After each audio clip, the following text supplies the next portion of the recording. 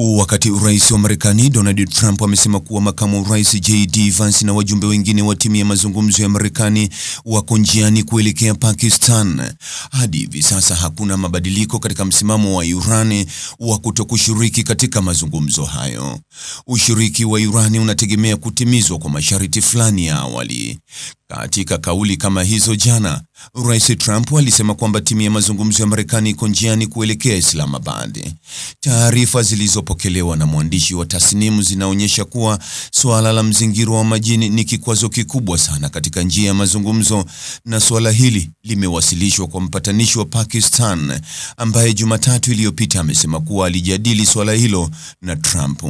Mbali na suala la mzingiro wa majini, pia kumekuwa na madai makubwa kupita kiasi kutoka kwa Wamarekani yaliyotajwa katika ujumbe uliobadilishana, ambayo hayaonyeshi mwelekeo wazi wa mazungumzo yajayo. Kwa hiyo, ujumbe wa Iran unaamini kuwa mradi tu Marekani inaangalia swala hili kwa njia isiyo ya uhalisia na inakaribia meza ya mazungumzo kwa makosa yale yale ya tathmini yaliyopelekea kushindwa kwake vibaya katika uwanja wa kijeshi, mazungumzo hayatakuwa ni kupoteza muda tu, na Iran haitashiriki katika mchakato huo wa kupoteza muda. Kwa hiyo, hadi vizuizi muhimu viondolewe na mwelekeo wazi wa kufikia makubaliano yanayokubalika na Tehran uundwe, Iran haitaona msingi wa kushiriki katika kile kinachotajwa kama jukwaa la Marekani. Iran pia inazingatia uwezekano uliotajwa na baadhi ya vyombo vya habari kwamba mazungumzo yanaweza kuwa ni udanganyifu, na iko tayari kwa makabiliano ya kijeshi na kuiadhibu Marekani tena.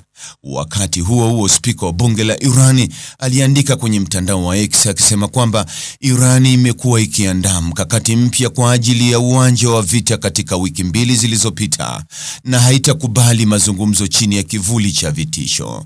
Naye Rais Donald Trump amekanusha kwamba yuko chini ya shinikizo la kufanya makubaliano, huku vyombo vya habari vya Marekani vikiripoti kwamba makamu wa rais JD Vance atasafiri kwenda Pakistan Jumanne kwa mazungumzo.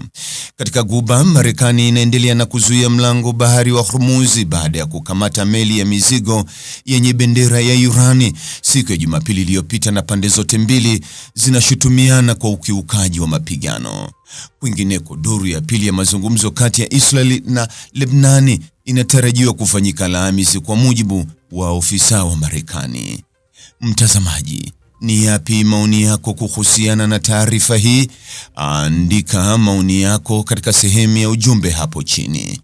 Like na subscribe pia ili uwe wa kwanza kupata habari wa chungu tele. Hii ni Focus News. Jina langu ni Deo Kaji Makomba.